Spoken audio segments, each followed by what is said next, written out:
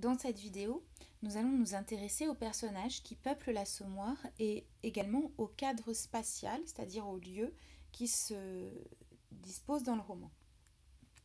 Alors, premier personnage héroïne du roman, Gervaise Macquart. Gervaise est l'héroïne du roman, mais on peut dire que ce mot d'héroïne n'est pas tout à fait juste, puisque Gervaise n'a rien d'héroïque dans le roman de Zola.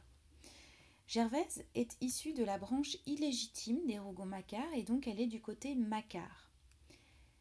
Elle est touchée, comme tous les membres de la famille des Rougon-Macquart, par la folie qui lui vient de l'ancêtre commune Adélaïde Fouque. Mais elle est également menacée par l'alcoolisme du côté Macquart et la paresse qui vient de l'alcoolisme. Gervaise est la petite-fille d'Adélaïde Macquart et la fille donc d'Antoine Macquart. Elle aura un premier fils, Étienne Lantier, qui sera le héros d'un autre roman qui sera appelé Germinal, Jacques Lantier, qui sera le héros de La Bête humaine, et Claude Lantier, qui sera le héros de l'œuvre.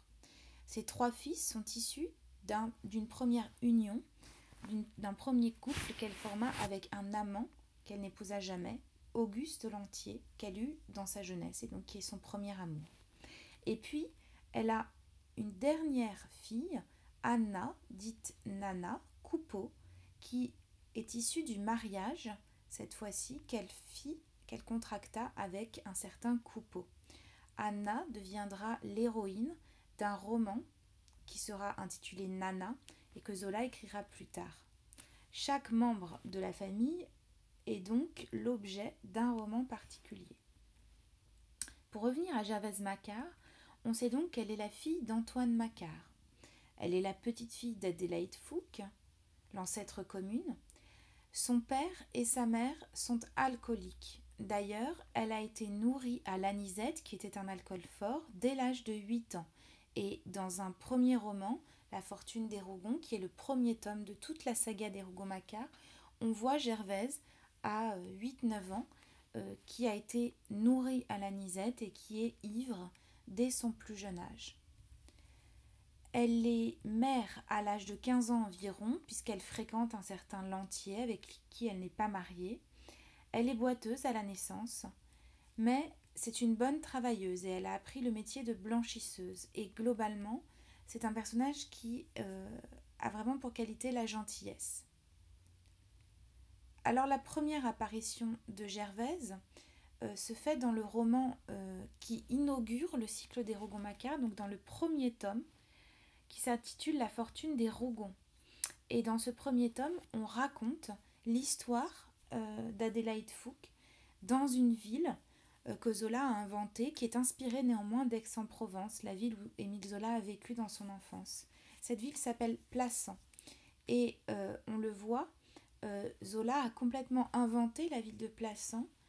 D'ailleurs, il en a dessiné le plan, mais il s'est inspiré de Aix-en-Provence, sa ville natale. Donc. On voit d'ailleurs Plassans est divisé en plusieurs quartiers, donc le vieux quartier, la ville neuve et le quartier des nobles. Et le vieux quartier est plutôt pauvre. Alors, dans cette ville, qui est la ville natale donc, de Gervaise, Gervaise connaît Auguste Lantier, qui est un ouvrier tanneur, puis chapelier. C'est un espèce de beau parleur, dépensier, infidèle. Il sera le père de ses trois fils, Claude, Étienne et Jacques. Avec Auguste, elle décide donc de quitter Plassans pour fuir la famille des Macquart et la misère et s'installer à Paris. Ils s'installeront tous les deux dans le 18e arrondissement de Paris, dans le quartier de la Goutte d'Or. Et autour de ces personnages que l'on va connaître dans l'Assommoir, autour de Gervaise Macquart, se gravitent plusieurs personnages. Tout d'abord donc Lantier, qui est son premier amour, le père de ses fils, et qui est un infidèle et paresseux. Mais aussi Coupeau, qui est un ouvrier zinqueur, c'est-à-dire qui s'occupe de refaire les toits de la capitale. Et il est amoureux de Gervaise, il a un père alcoolique. Les enfants de Gervaise vont aussi apparaître dans le roman de l'Assommoir, Claude et Étienne Lantier, puis Jacques plus tard, mais aussi Anna, dite Nana. On a aussi Gouget, qui est un voisin de Gervaise, qui est un forgeron, ouvrier donc, qui s'occupera d'ailleurs d'Étienne, et de le former au métier de forgeron. Il est amoureux de Gervaise. Virginie, qui est la rivale de Gervaise, qui est donc jalouse de Gervaise et qui aura une aventure avec Lantier. Les Lorilleux, qui sont la sœur et le beau-frère de Coupeau, qui sont des bijoutiers en chambre et qui sont avares et jaloux. Et enfin, le quartier en lui-même, qui met en place plein de personnages comme Mébotte, le compagnon de Coupeau, le père Colomb, qui tient l'assommoir, qui est un troquet, un bar du quartier, ou bien le père Bazouge, qui est un croque-mort, c'est-à-dire qu'il s'occupe d'enterrer les morts. Dans le quartier de la Goutte d'Or, donc, qui est le quartier dans lequel va grandir Gervaise, tous les lieux sont symboliques de la vie de Gervaise.